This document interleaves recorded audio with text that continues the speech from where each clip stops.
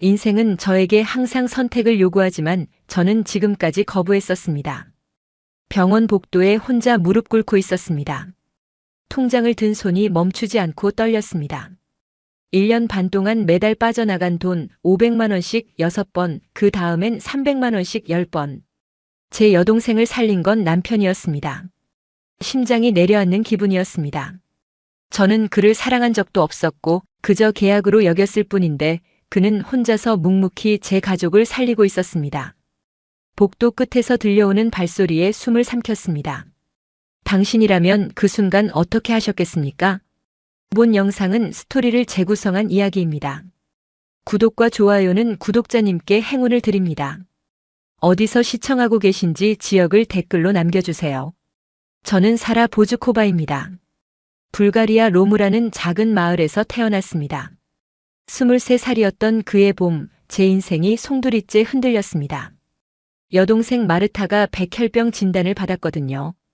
17살 소녀가 병실 침대에 누워있는 모습을 보는 건 참을 수 없는 고통이었습니다. 저는 시립요양병원에서 간호조무사로 일했습니다. 월급은 한 달에 40만 원 정도였죠. 아버지는 트럭 운전사였고 어머니는 청소 일을 했습니다. 우리 가족이 1년 내내 벌어도 마르타의 치료비에는 턱없이 모자랐습니다. 의사는 말했습니다. 최소 5천만 원은 있어야 합니다.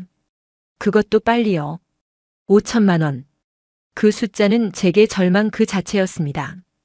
은행 대출도 거절당했고 친척들에게 손을 벌려봤지만 다들 어렵다는 대답뿐이었습니다. 매일 밤 병실 복도에 앉아 울었습니다. 마르타는 점점 약해졌습니다. 머리카락이 빠지고 입술이 파래지고 눈빛이 흐려졌습니다. 어느 날 마르타가 제 손을 잡고 물었습니다. 언니, 나 죽는 거야? 가슴이 무너졌습니다. 저는 대답할 수가 없었습니다. 그저 마르타를 꼭 안고 울었습니다. 그러던 어느 날이었습니다. 동네 언니 한 명이 제게 조심스럽게 말을 꺼냈습니다. 사라, 국제 결혼 알아? 한국으로 가는 거. 처음엔 무슨 소린가 했습니다. 하지만 언니는 진지했습니다. 한국 남자와 결혼하면 목돈을 받을 수 있다고 했습니다.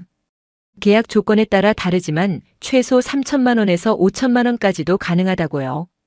저는 그날 밤 잠을 한숨도 못 잤습니다. 머릿속이 복잡했습니다. 결혼이요.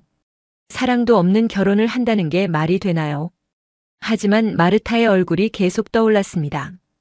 동생이 죽어가고 있는데 제가 할 수 있는 게 이것밖에 없다면요. 저는 결심했습니다. 마르타를 살리기 위해서라면 뭐든 하겠다고요. 일주일 뒤 국제결혼 중개업체를 찾아갔습니다. 중개인은 30살쯤 되어 보이는 여자였습니다.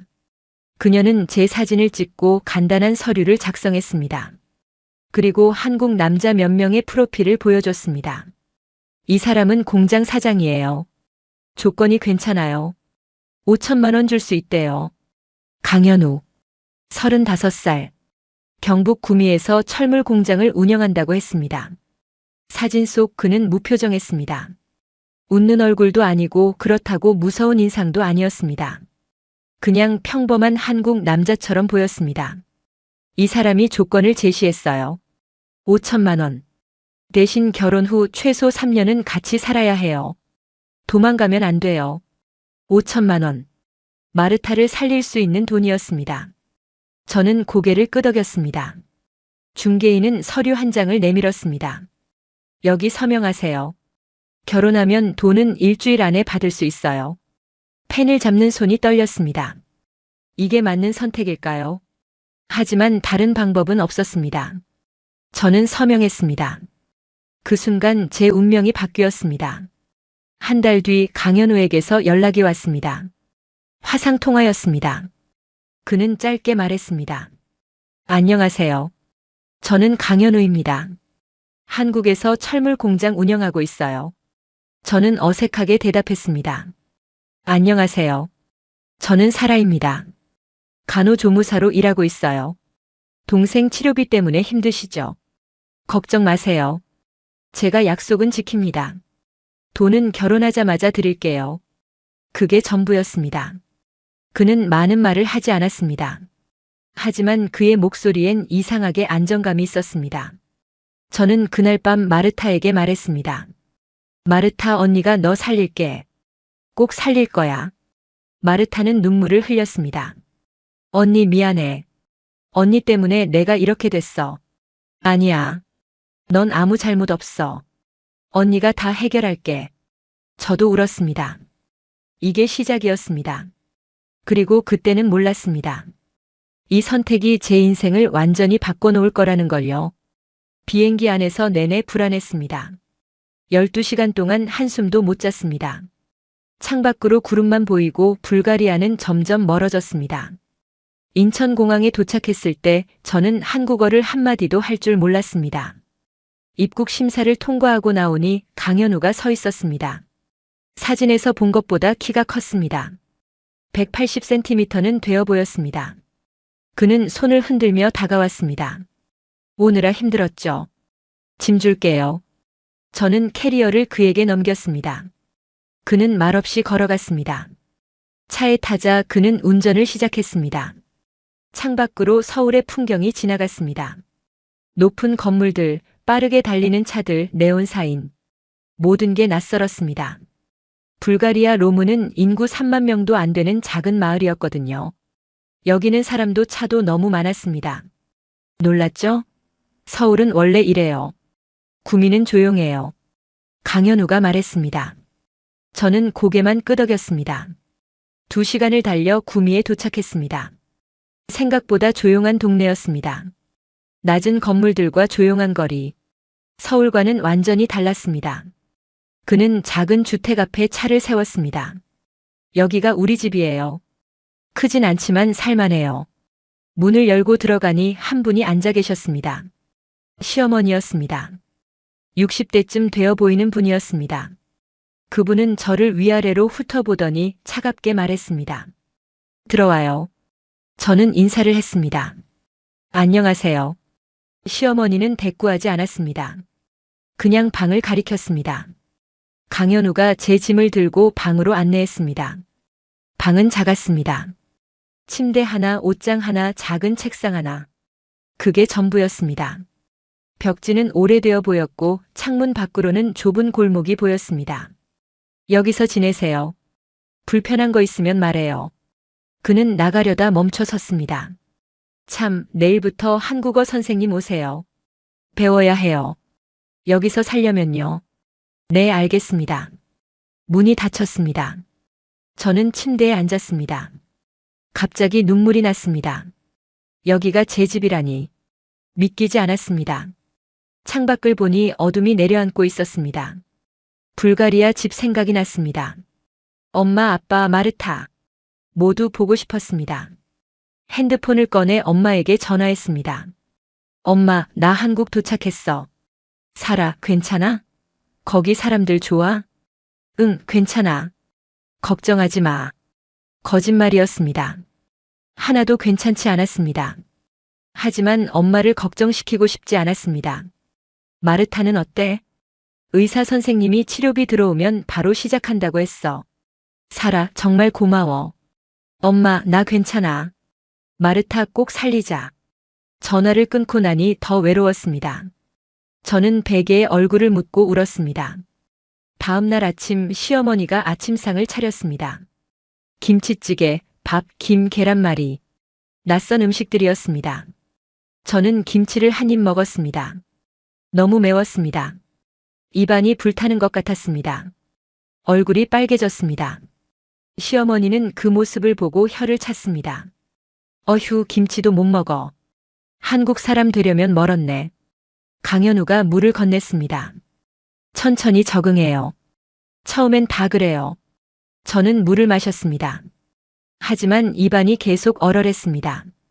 밥을 억지로 삼켰습니다. 시어머니는 계속 말했습니다.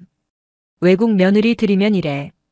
밥도 제대로 못 먹고 돈만 축낸다니까. 저는 알아듣지 못했지만 분위기로 느낄 수 있었습니다. 환영받지 못하고 있다는 걸요. 식사 후 강현우는 공장에 나갔습니다. 저는 혼자 남았습니다. 시어머니는 거실에서 텔레비전을 봤습니다. 저는 방에 틀어박혀 있었습니다. 창밖을 보니 햇살이 따뜻했지만 제 마음은 차가웠습니다. 오후에 한국어 선생님이 왔습니다. 젊은 여자 선생님이었습니다. 그녀는 친절했습니다. 안녕하세요. 저는 이수진이에요. 한국어 가르칠게요. 천천히 배우면 돼요. 저는 열심히 따라했습니다. 한글 자음 모음부터 배웠습니다. 어려웠지만 포기할 수 없었습니다. 여기서 살아야 했으니까요. 수업이 끝나고 선생님이 말했습니다. 사라 씨, 힘들면 언제든 연락해요. 제가 도와줄게요. 감사합니다. 그게 제가 배운 첫 한국어였습니다. 선생님이 가고 나니 또 혼자였습니다. 저는 창밖을 봤습니다. 이곳에서 정말 살 수 있을까요? 마르타 생각이 났습니다. 동생을 위해서라면 견딜 수 있을 거라고 스스로를 다독였습니다. 일주일이 지났습니다. 한국어는 여전히 어려웠고 시어머니와의 관계는 나아지지 않았습니다. 아침마다 김치찌개가 나왔고 저는 매번 물을 마시며 억지로 삼켰습니다. 시어머니는 저를 볼 때마다 한숨을 쉬었습니다. 밥도 제대로 못 먹고 집안일도 서툴고. 이게 뭐 하는 거야? 강현우가 말했습니다. 어머니, 시간 좀 주세요. 적응하고 있어요. 적응은 무슨? 돈만 받아갔으면서. 그 말에 가슴이 아팠습니다. 제가 정말 돈 때문에 온 여자인가요? 맞습니다. 하지만 그게 전부는 아니었습니다. 마르타를 살리기 위해서였습니다. 하지만 그걸 어떻게 설명하죠? 한국어도 안 되는데요. 어느 날 장을 보러 나갔습니다. 강현우가 운전을 해줬습니다. 시장에 도착하니 사람들이 많았습니다. 강현우는 저를 시어머니에게 맡기고 급한 일이 있다며 먼저 갔습니다. 저는 시어머니 뒤를 따라갔습니다. 시장 안에서 한 아주머니가 시어머니에게 말을 걸었습니다. 박말순이라는 분이었습니다. 50대 후반쯤 되어 보였습니다. 어머, 이분이 그 외국 며느리예요? 네, 불가리아에서 왔어요. 박말순은 저를 위아래로 훑어봤습니다. 그 눈빛이 불편했습니다. 요즘 외국 며느리들 다 돈 때문에 온다던데. 그 돈이 아까웠겠어요. 뭐 어쩌겠어요. 아들이 결정한 건데. 두 분은 제 앞에서 이런 말을 했습니다. 저는 한국어를 잘 못 알아들었지만 분위기로 느낄 수 있었습니다. 저를 무시하고 있다는 걸요. 박말순은 웃으며 말했습니다. 그래도 예쁘긴 하네요. 애라도 낳으면 도움이 되겠죠. 저는 고개를 숙였습니다. 눈물이 날 것 같았습니다. 장을 보고 집에 돌아왔습니다. 방에 들어가자마자 핸드폰을 꺼냈습니다. 불가리아 친구 진아에게 메시지를 보냈습니다. 진아, 여기 너무 힘들어. 사람들이 나를 이상하게 봐. 1시간 뒤 진아에게서 답장이 왔습니다. 사라, 너 정신 차려. 너 돈 받고 팔려간 거야. 모두가 다 알아. 창피하지도 않아? 가슴이 무너졌습니다. 친구라고 생각했던 진아가 이런 말을 하다니. 저는 답장하지 않았습니다. 핸드폰을 던지고 베개에 얼굴을 묻었습니다. 며칠 뒤 더 충격적인 일이 벌어졌습니다. 엄마에게서 전화가 왔습니다. 사라, 불가리아에서 소문이 났어. 내가 돈 받고 한국에 팔려갔다고. 진아가 인터넷에 글을 올렸대. 뭐라고요? 진아가 너 사진이랑 이야기를 SNS에 올렸어. 댓글이 수백 개야. 다들 너를 욕하고 있어. 저는 황급히 인터넷을 찾아봤습니다. 정말로 진아가 제 사진과 함께 글을 올려놨습니다. 사라 보즈코바 5천만 원 받고 한국 남자에게 팔려간 여자. 돈 때문에 자존심도 버렸다. 창피한 줄 알아라. 댓글들은 더 심했습니다. 매춘부나 다름없네. 불가리아 여자들 수치야. 돈 밝히는 여자. 저는 핸드폰을 내려놨습니다. 손이 떨렸습니다. 숨이 막혔습니다. 왜 진아가 이러는 걸까요? 우리는 친구였잖아요. 알고 보니 진아는 예전부터 저를 시기했습니다. 제가 간호조무사로 일할 때 진아는 취업도 못하고 있었거든요. 그게 이렇게 폭발한 겁니다. 저는 방에서 나오지 않았습니다. 밥도 먹지 않았습니다. 강현우가 문을 두드렸습니다. 사라 씨, 괜찮아요? 밥 먹어요. 괜찮아요. 그냥 좀 쉬고 싶어요. 무슨 일 있어요? 아니에요. 하지만 괜찮지 않았습니다. 저는 무너지고 있었습니다. 한 달이 더 지났습니다. 한국어는 조금씩 늘었지만 여전히 대화는 어려웠습니다. 시어머니는 여전히 차갑게 대했고 박말수는 저를 볼 때마다 수군거렸습니다. 저는 점점 무기력해졌습니다. 매일 방에만 있었습니다. 어느 날 아침 메스꺼움이 느껴졌습니다. 화장실에 달려가 토했습니다. 시어머니가 문을 두드렸습니다. 왜 그래? 어디 아파? 괜찮아요. 그냥 속이 안 좋아요. 혹시 임신 아니야? 임신. 그 말에 가슴이 뛰었습니다. 설마. 하지만 생리가 한 달째 없었습니다. 시어머니는 약국에서 임신 테스트기를 사왔습니다. 해봐. 확인해야지. 저는 떨리는 손으로 테스트를 했습니다. 두 줄이 나타났습니다. 임신이었습니다. 시어머니에게 보여주니 그분의 표정이 처음으로 밝아졌습니다. 아이고 진짜네. 손자보겠네. 강현우에게 전화했습니다. 그는 공장에서 바로 달려왔습니다. 정말이에요? 임신이에요? 네. 그의 얼굴에 처음으로 환한 미소가 번졌습니다. 그는 제 손을 잡았습니다. 고마워요. 정말 고마워요. 저는 복잡한 마음이었습니다. 기쁘기도 하고 두렵기도 하고 혼란스러웠습니다. 이 아이를 낳으면 저는 정말 이 집 사람이 되는 건가요? 병원에 갔습니다. 의사는 임신 6주라고 했습니다. 모든 게 정상이라고 했습니다. 강현우는 계속 웃었습니다. 시어머니도 기뻐했습니다. 처음으로 따뜻한 밥상을 차려줬습니다. 이제 잘 먹어야 해. 애기 생각해서라도. 네, 감사합니다. 그날 밤 강현우가 말했습니다. 사라 씨, 우리 아이 낳으면 행복하게 살아요. 제가 잘할게요. 네. 하지만 마음 한구석은 여전히 불안했습니다. 저는 이 사람을 사랑하지 않았거든요. 그저 계약으로 만난 사이였습니다. 2달이 지났습니다. 배가 조금씩 불러왔습니다. 입덧이 심했지만 견뎠습니다. 시어머니는 예전보다 친절했습니다. 하지만 박말수는 여전했습니다. 애 낳으려고 온 거였구만. 영리하네. 그 말을 들을 때마다 가슴이 아팠습니다. 어느 날 밤이었습니다. 갑자기 배가 아팠습니다. 너무 아파서 비명을 질렀습니다. 으악! 강현우가 달려왔습니다. 왜 그래요? 어디 아파요? 배가 너무 아파요. 피가 나요. 그의 얼굴이 하얘졌습니다. 그는 저를 안고 차로 달려갔습니다. 응급실로 향했습니다. 차 안에서 저는 계속 울었습니다. 아기, 우리 아기. 강현우가 손을 잡았습니다. 괜찮아요. 아기 괜찮을 거예요. 병원에 도착했습니다. 의사들이 저를 병실로 옮겼습니다. 검사를 했습니다. 조기 진통이었습니다. 의사가 말했습니다.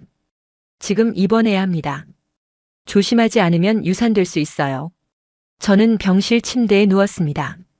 강현우는 옆에서 제 손을 잡고 있었습니다. 시어머니도 왔습니다. 그분의 눈에는 걱정이 가득했습니다. 애기 괜찮대? 네, 조심하면 괜찮대요. 다행이다. 정말 다행이야. 그날 밤 강현우는 병실을 떠나지 않았습니다.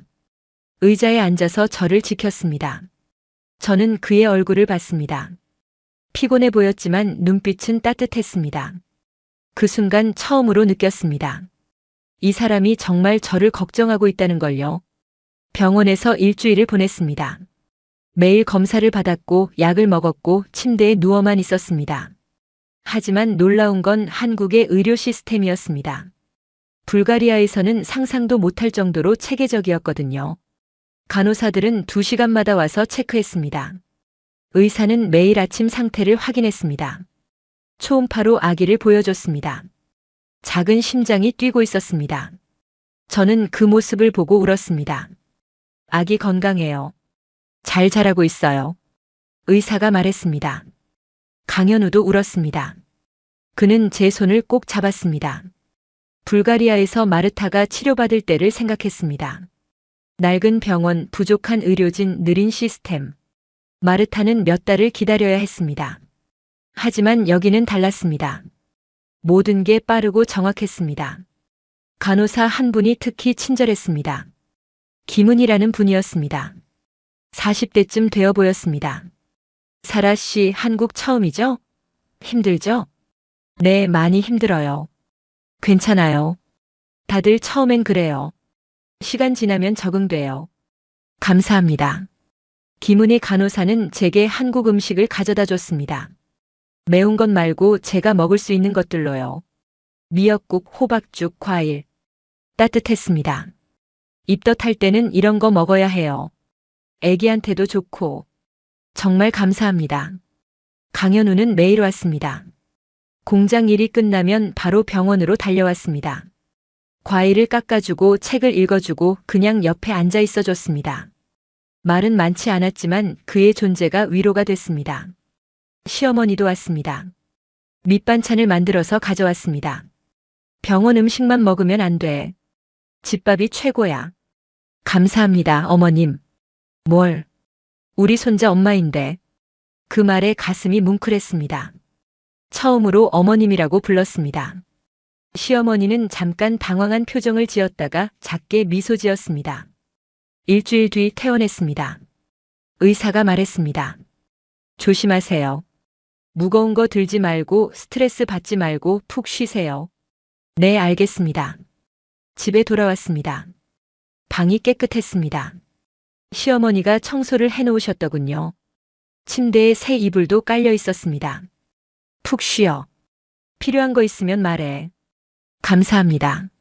그날 밤 누워있는데 강현우가 들어왔습니다. 손에 뭔가 들고 있었습니다. 이거 선물이에요. 임신책이었습니다. 한국어로 쓰여 있었지만 그림이 많았습니다. 같이 봐요. 제가 읽어줄게요. 우리는 함께 책을 봤습니다. 아기가 어떻게 자라는지, 엄마가 무엇을 조심해야 하는지. 강현우는 한 장 한 장 넘기며 설명했습니다. 저는 그의 목소리를 들으며 생각했습니다. 이 사람 생각보다 괜찮은 사람일지도 모른다고요. 며칠 뒤 엄마에게 전화했습니다. 엄마, 나 임신했어. 정말? 사라, 축하해. 고마워, 엄마. 마르타는 어때? 치료 잘 받고 있어. 돈 들어와서 바로 시작했어. 의사 선생님이 희망적이래. 눈물이 났습니다. 마르타가 살 수 있다는 거였습니다. 다행이다. 정말 다행이야. 사라, 너 덕분이야. 고마워. 아니야, 엄마. 나도 고마워. 전화를 끊고 나니 마음이 조금 가벼워졌습니다. 마르타가 나아지고 있었습니다. 제 선택이 틀리지 않았습니다. 창밖을 보니 해가 지고 있었습니다. 따뜻한 빛이 방 안으로 들어왔습니다. 임신 석 달이 지났습니다. 배가 점점 불러왔고 입덧도 조금씩 나아졌습니다. 한국어도 많이 늘었습니다. 간단한 대화는 할 수 있게 됐죠. 시어머니와의 관계도 좋아졌습니다. 함께 요리를 하고 청소를 하고 텔레비전을 봤습니다. 하지만 마음 한구석은 여전히 불편했습니다. 불가리아 친구들과의 연락이 끊겼거든요. 진아가 올린 글 때문에 모두가 저를 외면했습니다. SNS를 열 때마다 가슴이 아팠습니다. 어느 날 핸드폰을 확인했습니다. 진아가 또 글을 올렸더군요. 이번엔 사진까지 있었습니다. 제가 한국에 온 첫날 찍은 사진이었습니다. 진아는 이렇게 썼습니다. 사라 보즈코바 근황. 한국에서 임신했대요. 돈 받고 애까지 낳는 거죠. 대단하네요. 댓글이 수백 개였습니다. 역겹다. 불가리아 여자들 창피하게 하네. 애 낳아서 뭐하게. 어차피 사랑도 없는 결혼인데. 저런 여자가 엄마가 된다고. 아이 불쌍하다. 손이 떨렸습니다. 눈물이 났습니다. 왜 진아는 이러는 걸까요? 제가 무슨 잘못을 했나요? 그냥 동생을 살리고 싶었을 뿐인데. 방문이 열렸습니다. 강현우였습니다. 사라 씨, 저녁 먹어요. 잠깐만요. 저는 황급히 핸드폰을 숨겼습니다. 하지만 강현우는 제 얼굴을 봤습니다. 왜 울어요? 무슨 일 있어요? 아니에요. 괜찮아요. 괜찮아 보이지 않아요. 말해봐요. 저는 핸드폰을 보여줬습니다. 한국어로 번역해서 보여줬습니다. 강현우의 얼굴이 굳었습니다. 이게 뭐예요? 이 사람이 누구예요? 제 친구였어요. 진아라고. 근데 이제 친구가 아니에요. 이런 글 올리는 게 친구예요? 말도 안 돼. 강현우는 화가 난 것 같았습니다. 그는 자리에 앉았습니다.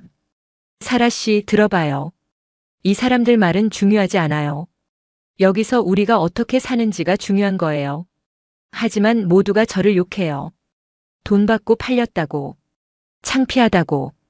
그건 사실이 아니잖아요. 사라 씨는 동생을 살리려고 온 거예요. 그게 잘못이에요? 아니지만 잘못이 아니에요. 당당하세요. 사라 씨는 가족을 위해 큰 결심을 한 거예요. 그게 얼마나 대단한 건데. 그의 말에 눈물이 더 났습니다. 처음으로 누군가 저를 이해해 주는 것 같았습니다. SNS 그만 봐요. 지우세요. 그 사람들 신경 쓰지 말고 여기서 행복하게 살아요. 하지만 외로워요. 친구도 없고 가족도 멀리 있고. 저 있잖아요. 어머니도 계시고. 우리가 가족이에요. 가족. 그 단어가 가슴에 와닿았습니다. 저는 고개를 끄덕였습니다. 그날 저녁 저는 SNS를 삭제했습니다. 진아와의 연락도 끊었습니다. 더 이상 상처받고 싶지 않았습니다. 불가리아는 이제 과거였습니다. 여기가 제 현실이었습니다. 하지만 쉽지 않았습니다. 밤에 자다가 깼습니다. 악몽을 꿨습니다. 진아가 저를 비웃고 사람들이 손가락질하고 저는 혼자 서 있는 꿈이었습니다. 식은땀을 흘리며 일어났습니다. 강현우가 옆에 없었습니다. 거실에서 불빛이 보였습니다. 나가보니 그가 소파에 앉아 있었습니다. 왜 앉아요? 사라 씨 깰까봐. 옆방에서 자려고요. 괜찮아요. 같이 자요. 정말요? 네. 우리는 방으로 돌아갔습니다. 강현우는 침대 한쪽 끝에 조심스럽게 누웠습니다. 저는 반대편에 누웠습니다. 어색했지만 외롭지는 않았습니다. 그의 숨소리를 들으며 잠이 들었습니다. 다음 날 아침 시어머니가 말했습니다. 사라야, 오늘 장 보러 가자. 같이 가. 네, 어머님. 시장에 갔습니다. 박말순이 또 있었습니다. 어머, 며느리랑 같이 나왔네. 배 많이 불렀네. 시어머니가 대답했습니다. 네, 건강하게 잘 크고 있어요. 우리 며느리 착해요. 그 말에 깜짝 놀랐습니다. 시어머니가 저를 칭찬한 건 처음이었습니다. 박말순은 어색하게 웃었습니다. 그래요? 다행이네요. 집에 돌아오는 길에 시어머니가 말했습니다. 사라야, 너 착한 애야. 처음엔 오해했어. 미안해. 아니에요, 어머님. 괜찮아요. 이제 우리 가족이야. 알지? 네, 알아요. 그날 처음으로 이곳이 집처럼 느껴졌습니다. 임신 6달이 됐습니다. 배가 많이 나왔고 걸음도 조심스러워졌습니다. 강현우는 매일 공장에 갔고 저는 집에서 시어머니와 시간을 보냈습니다. 관계는 많이 좋아졌습니다. 어머님은 이제 제게 요리를 가르쳐주고 함께 드라마를 봤습니다. 어느 날 강현우가 부탁했습니다. 사라 씨, 제 책상 정리 좀 해줄 수 있어요? 서류가 너무 많아서요. 네, 할게요.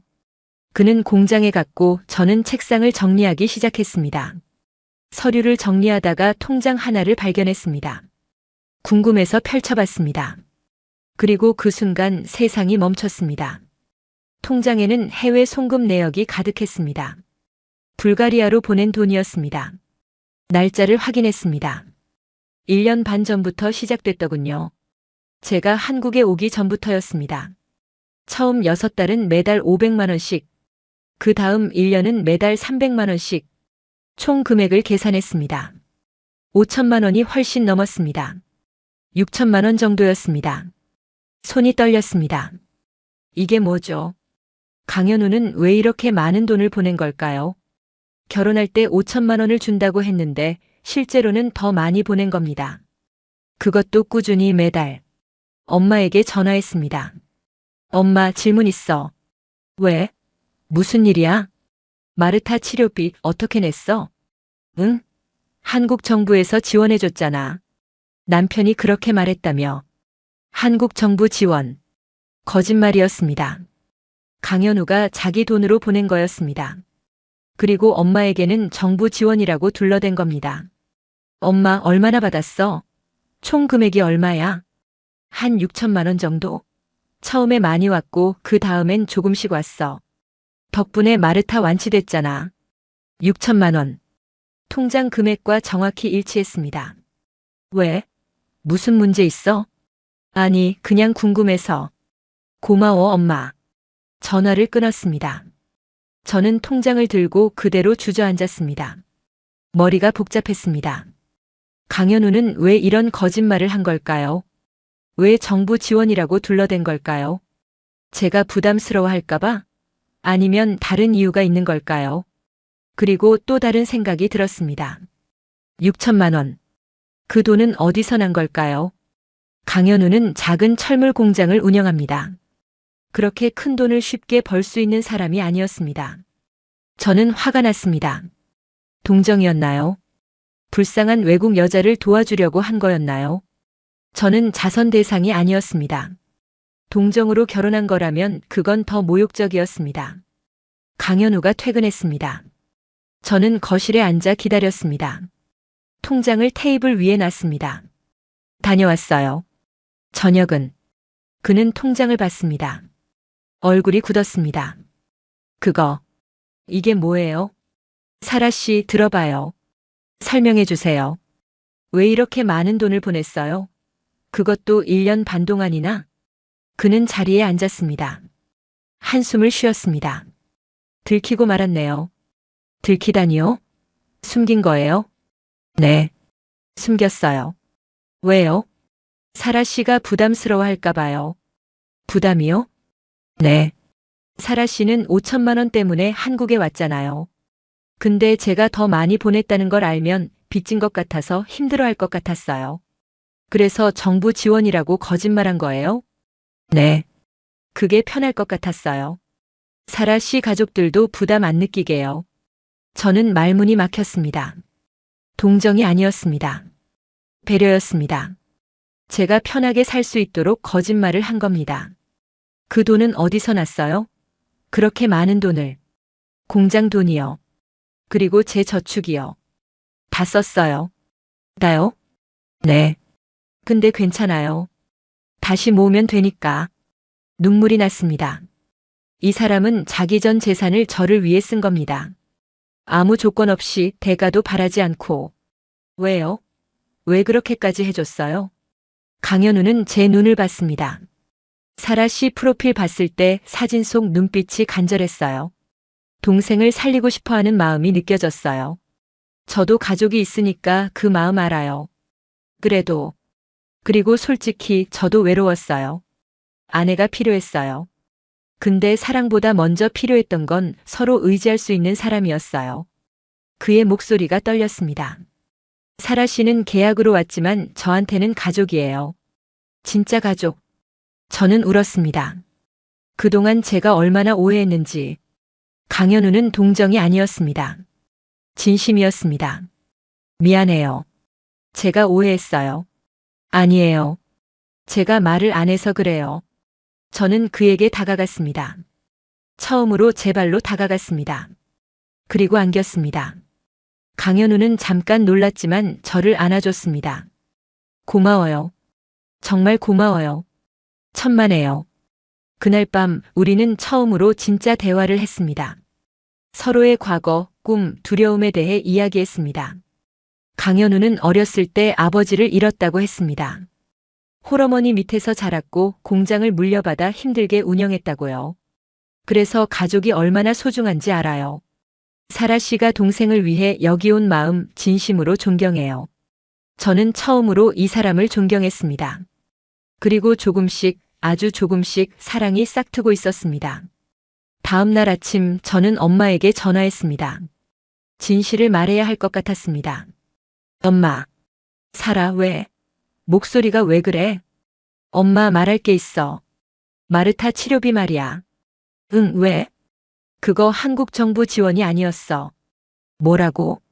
현우 오빠가 보낸 거야. 자기 돈으로. 침묵이 흘렀습니다. 한참 뒤 엄마가 말했습니다. 진짜? 응. 1년 반 동안 매달 보냈어. 6천만 원. 6천만 원을? 살아, 그게 무슨 말이야? 나도 어제 알았어. 통장 보고 알았어. 엄마가 울기 시작했습니다. 어떻게? 우리가 그렇게 큰 은혜를 입었는데. 살아, 그분이 정말 대단한 분이구나. 응, 엄마. 나도 어제 깨달았어. 살아, 잘해드려. 평생 잘해드려야 해. 응, 그럴게. 아빠 바꿔줄게. 아빠한테도 말해. 아빠가 전화를 받았습니다. 살아, 엄마한테 들었다. 정말이냐? 네, 아빠. 살아야, 아빠가 그분한테 인사드려야겠다. 우리 마르타 살려주신 분이잖아. 아빠, 괜찮아. 오빠가 그냥 도와준 거야. 그냥이 어딨니? 6천만 원이 그냥이냐? 살아야 제대로 보답해야 한다. 어떻게요? 좋은 아내가 되라. 그게 제일 큰 보답이다. 전화를 끊고 나니 책임감이 느껴졌습니다. 강현우가 그렇게까지 해준 건 단순히 돈의 문제가 아니었습니다. 제 가족의 생명을 살렸고 제게 새로운 인생을 준 겁니다. 저는 거실로 나갔습니다. 시어머니가 아침 준비를 하고 계셨습니다. 어머님. 응? 왜? 감사합니다. 정말 감사합니다. 시어머니는 의아한 표정을 지었습니다. 갑자기 왜? 어제 알았어요. 현우 오빠가 제 동생 치료비 보낸 거. 어머님도 아셨죠? 시어머니는 잠시 망설이다 고개를 끄덕였습니다. 알았지. 그래도 말리지 않았어. 현우가 결심한 거니까. 어머님 힘드셨죠? 그 돈 모으는 거. 힘들긴. 근데 아들이 행복하면 됐지. 넌 현우한테 중요한 사람이야. 눈물이 났습니다. 저는 시어머니를 안았습니다. 시어머니도 저를 안아주셨습니다. 우리 며느리 착한 애야. 처음엔 오해했어. 돈 때문에 온 줄 알았어. 근데 아니더라. 넌 진짜 가족이 되고 싶어 했어. 네, 어머님. 저도 가족이 되고 싶어요. 이미 가족이야. 그날 오후 강현우가 퇴근했습니다. 저는 그를 위해 저녁을 준비했습니다. 서툴렀지만 최선을 다했습니다. 불가리아 음식과 한국 음식을 섞어서 만들었습니다. 우와, 이거 사라 씨가 만든 거예요? 응. 맛없을 수도 있어. 아니에요. 맛있어요. 우리는 함께 저녁을 먹었습니다. 시어머니도 함께였습니다. 세 명이서 밥상을 둘러싸고 앉아있으니 정말 가족 같았습니다. 현우야, 사라가 이제 한국 음식 잘하네. 네, 어머니. 사라 씨 요리 실력 좋아요. 칭찬 감사합니다. 우리는 웃었습니다. 따뜻한 저녁이었습니다. 밤에 엄마에게서 또 전화가 왔습니다. 이번엔 마르타였습니다. 언니. 마르타, 나 언니야. 언니, 나 이제 괜찮아. 의사 선생님이 완치됐대. 정말? 마르타, 정말이야? 응. 머리카락도 다시 자라고 있어. 언니 덕분이야. 저는 울었습니다. 기쁨의 눈물이었습니다. 마르타, 내가 살아서 정말 다행이야. 언니, 나중에 한국 갈게. 언니 만나러. 그래, 꼭 와. 기다릴게. 전화를 끊고 강현우에게 말했습니다. 마르타 완치됐대요. 정말이에요? 다행이다. 정말 다행이에요. 그는 저를 안아줬습니다. 저는 그의 품에서 울었습니다. 행복의 눈물이었습니다. 고마워요. 당신 덕분이에요. 우리 함께 한 거예요. 사라 씨도 많이 힘들었잖아요. 이제 제대로 시작할 수 있을 것 같아요. 우리. 네, 그래요. 제대로 시작해요. 그날 밤 저는 처음으로 강현우를 사랑한다고 느꼈습니다. 계약이 아니라 진심으로. 임신 8달이 됐습니다. 배가 정말 많이 나왔고 걷는 것도 힘들어졌습니다. 하지만 마음은 가벼웠습니다. 강현우와의 관계도 좋아졌고 시어머니와도 가까워졌습니다. 마르타도 건강해졌습니다. 모든 게 좋아지고 있었습니다. 어느 날 강현우가 말했습니다. 사라 씨, 우리 외출할까요? 산책하러. 응, 좋아. 우리는 근처 공원에 갔습니다. 가을이었고 단풍이 아름다웠습니다. 벤치에 앉아 쉬었습니다. 예쁘죠? 응, 정말 예뻐. 불가리아에도 이런 곳 있어. 언젠가 가보고 싶어요. 사라 씨 고향. 정말? 네. 사라 씨가 자란 곳, 어떤 곳인지 궁금해요. 그의 말에 가슴이 뭉클했습니다. 그는 정말 저를 이해하고 싶어 했습니다. 현우 오빠. 네. 제가 오빠한테 사과하고 싶어요. 사과요? 왜요? 처음에 오빠를 오해했어요. 그냥 계약으로만 생각했어요. 돈 주고 저 산 사람이라고 생각했어요. 사라 씨. 근데 아니었어요. 오빠는 진심으로 저를 대해줬어요. 제 가족도 살려줬어요. 대가도 바라지 않고요. 눈물이 났습니다. 미안해요. 정말 미안해요.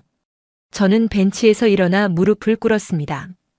강현우가 깜짝 놀랐습니다. 사라 씨, 왜 그래요? 일어나요. 아니요. 제대로 사과하고 싶어요. 오빠한테 정말 미안했어요. 사라 씨, 일어나요. 제발. 그는 저를 일으키려 했습니다. 하지만 저는 고개를 숙였습니다. 오빠 덕분에 마르타가 살았어요. 제 가족이 다시 웃을 수 있었어요. 어떻게 갚아야 할지 모르겠어요. 강현우가 제 앞에 무릎을 꿇었습니다. 사라 씨, 들어봐요. 당신은 팔려온 사람이 아니에요. 동정받은 사람도 아니에요. 그가 제 손을 잡았습니다. 당신은 가족이에요. 진짜 가족. 돈이 아니라 마음으로 이어진 가족이에요. 하지만 갚을 필요 없어요. 가족끼리 갚고 받고 그런 거 없어요. 그냥 함께 행복하면 돼요. 저는 울었습니다. 그도 울었습니다. 우리는 공원 벤치 앞에서 서로를 안았습니다. 고마워요. 정말 고마워요. 저도 고마워요. 여기 와줘서. 집에 돌아왔습니다. 시어머니가 저녁을 준비하고 계셨습니다. 어디 갔다 와? 공원 다녀왔어요. 그래? 배 조심해야 한다. 네, 어머님. 저녁을 먹으며 시어머니가 말했습니다. 사라야, 이제 진짜 우리 집 며느리 됐다. 네? 처음엔 낯설었어. 솔직히 맘에 안 들었어. 근데 지금은 아니야. 넌 착한 애야. 우리 현우한테도 잘해주고. 감사합니다, 어머님. 고맙긴. 우리가 고맙지. 손자도 낳아주고. 우리는 웃었습니다. 그날 저녁은 정말 따뜻했습니다. 진짜 가족이 된 기분이었습니다.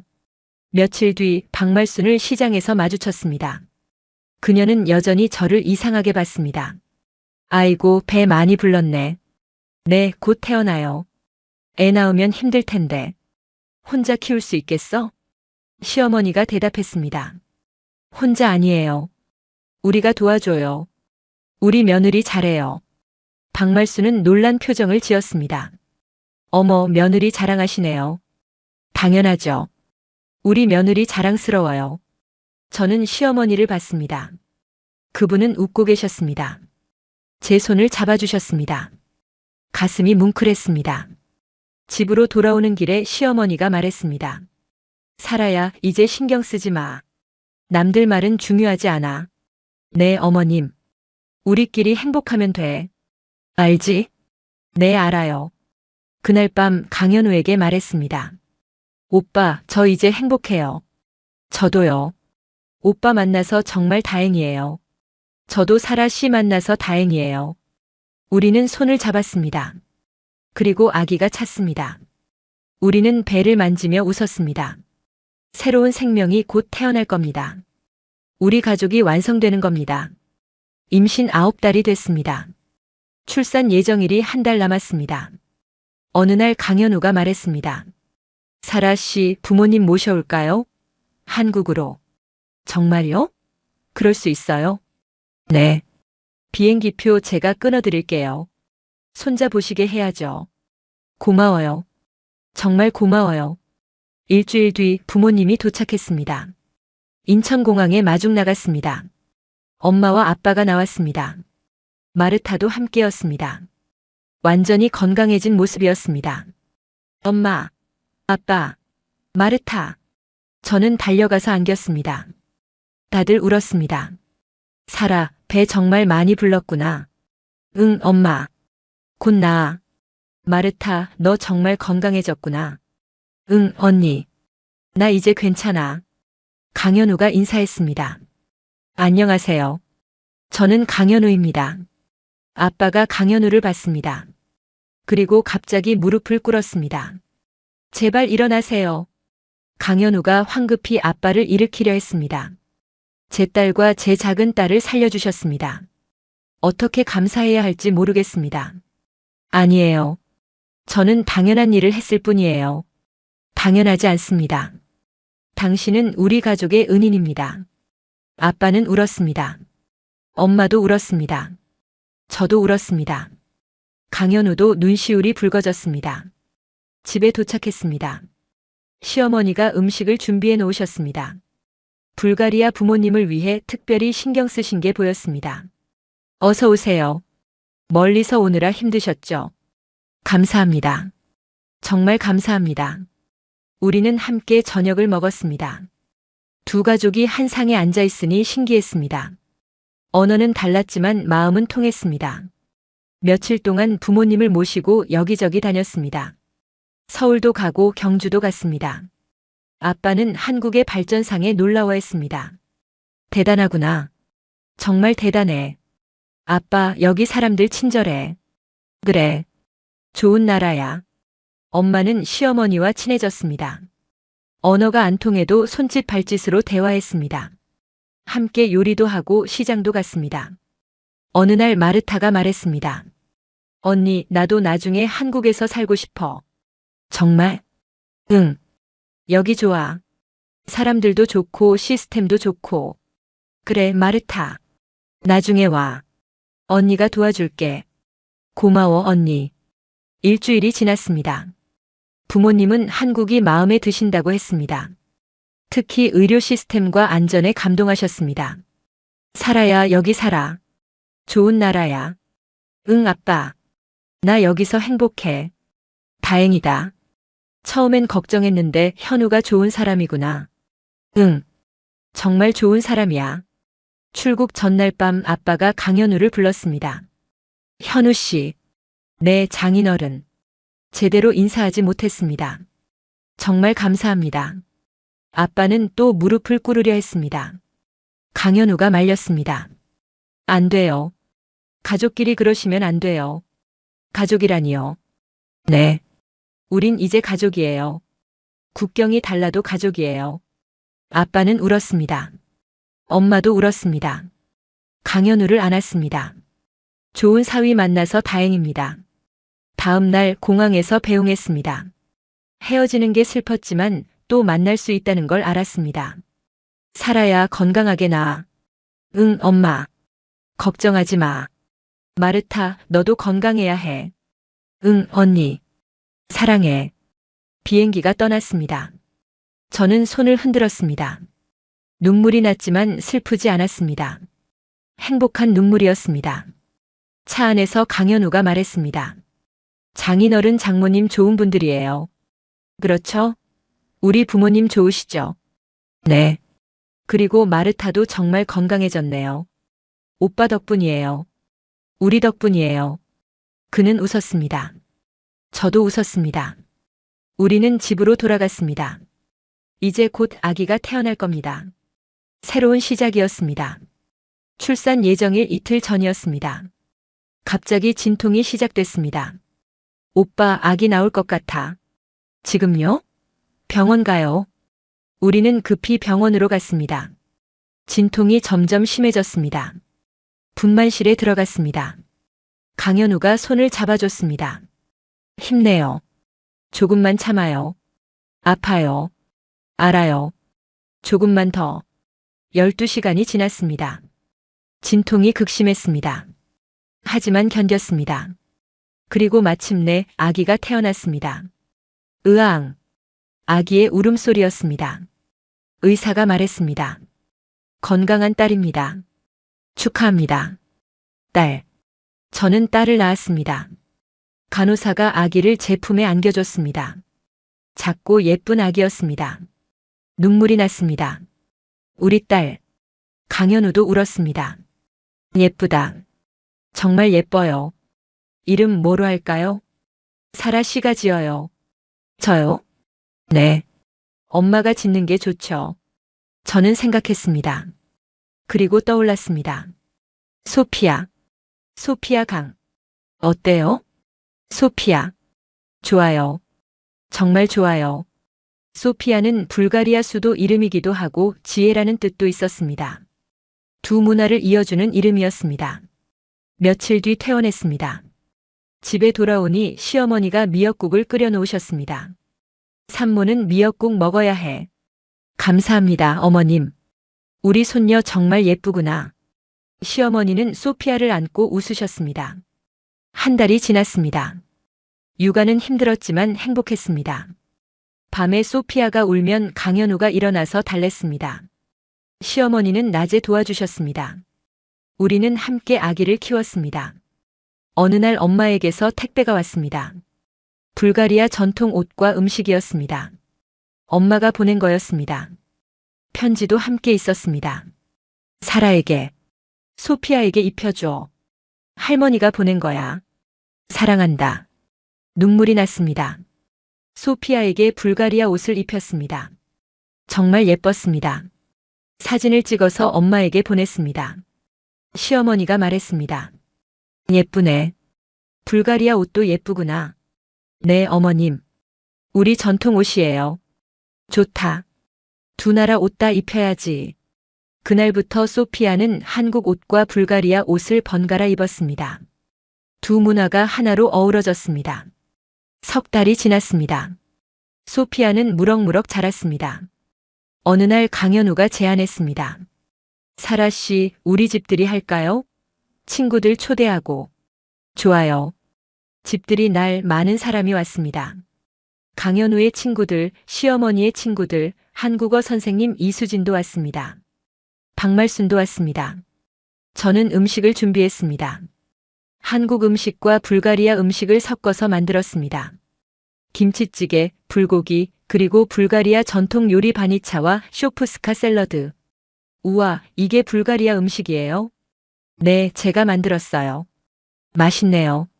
신기해요. 사람들은 음식을 먹으며 즐거워했습니다. 박말순도 맛있다고 했습니다. 사라 씨 요리 잘하시네요. 처음 봤을 땐 몰랐는데 정말 괜찮은 분이에요. 감사합니다. 제가 오해했어요. 미안해요. 괜찮아요. 이해해요. 박말순은 소피아를 안았습니다. 정말 예쁘네요. 행복하게 키우세요.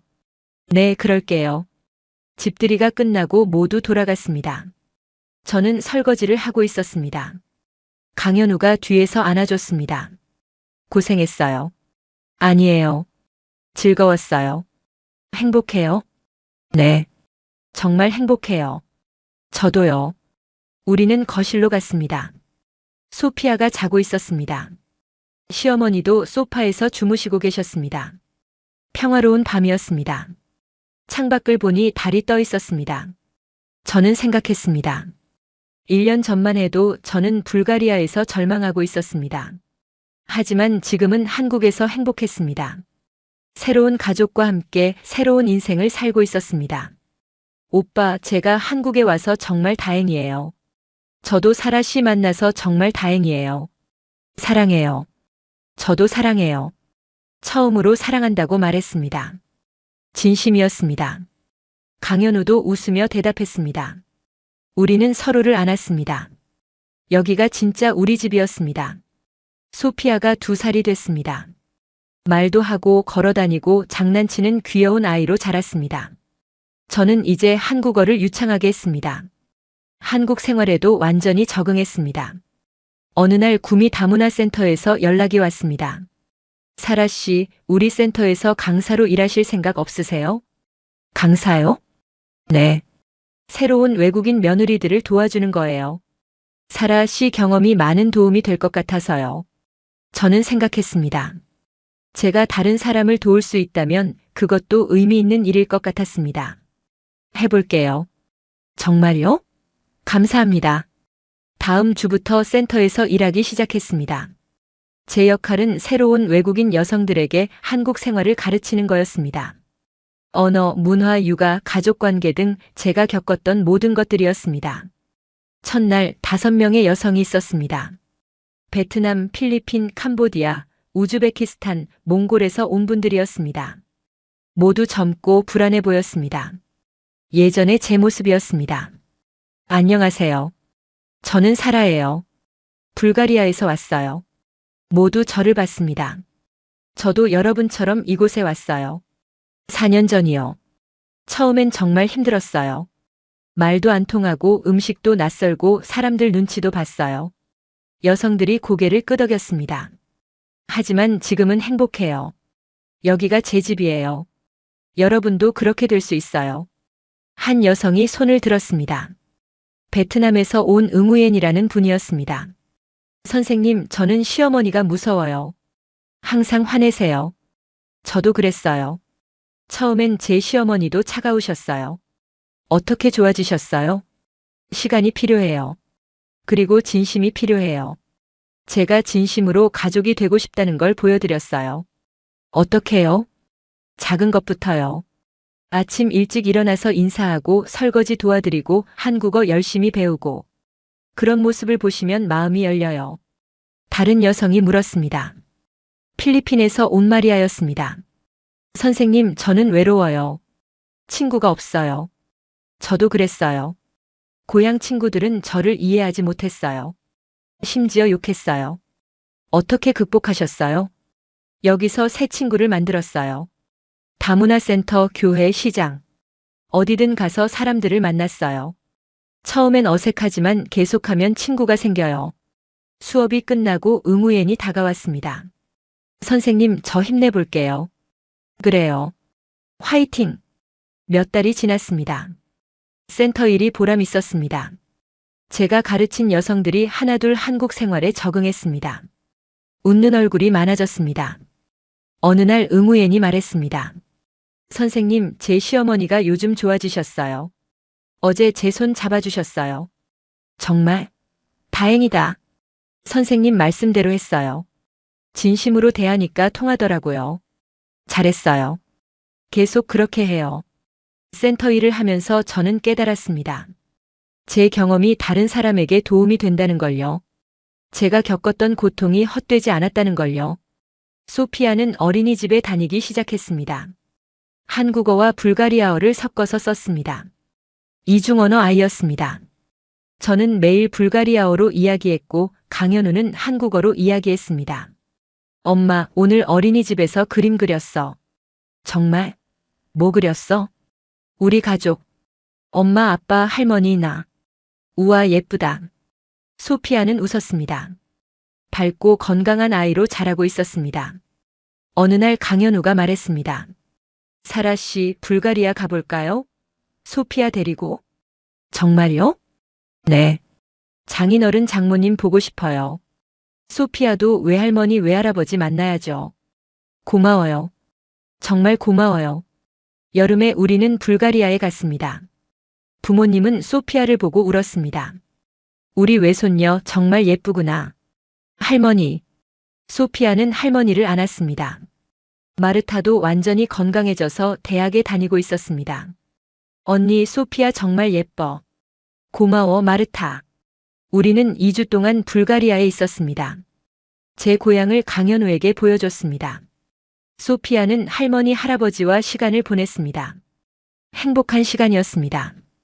한국으로 돌아왔습니다. 공항에 도착하니 시어머니가 마중 나와 계셨습니다. 어머님, 다녀왔니? 잘 갔다 왔어? 네, 잘 다녀왔어요. 할머니.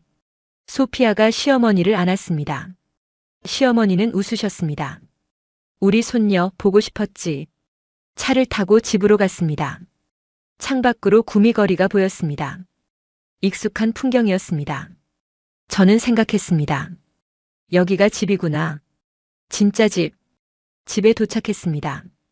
문을 열고 들어가니 따뜻했습니다. 시어머니가 음식을 준비해 놓으셨습니다. 피곤하지? 밥 먹어. 감사합니다, 어머님. 우리는 함께 저녁을 먹었습니다. 소피아는 할머니에게 불가리아 이야기를 했습니다. 시어머니는 웃으며 들으셨습니다. 밤에 소피아가 물었습니다. 엄마, 한국이 좋아? 불가리아가 좋아? 저는 생각했습니다. 그리고 대답했습니다. 둘 다 좋아. 근데 여기가 진짜 우리 집이야. 왜? 가족이 있으니까. 사랑하는 사람들이 있으니까. 나도 여기 좋아. 그래? 다행이다. 소피아는 웃으며 잠들었습니다. 저는 창밖을 봤습니다. 달이 떠 있었습니다. 4년 전 불가리아에서 봤던 그 달이었습니다. 하지만 지금은 달라 보였습니다. 더 밝고 더 따뜻했습니다. 강현우가 들어왔습니다. 앉아요? 응, 생각하고 있었어. 무슨 생각? 여기 와서 정말 다행이라고. 오빠 만나서 정말 다행이라고. 저도요. 사라 씨 없었으면 어떻게 살았을까? 우리 잘 살자. 소피아랑 어머님이랑 함께. 그럼요. 당연하죠. 우리는 서로를 안았습니다. 이제 저는 확신했습니다. 한국은 기회의 나라였습니다. 진심은 반드시 통했습니다. 그리고 가족은 피보다 진심으로 만들어진다는 것을요. 여기가 진짜 우리 집이었습니다.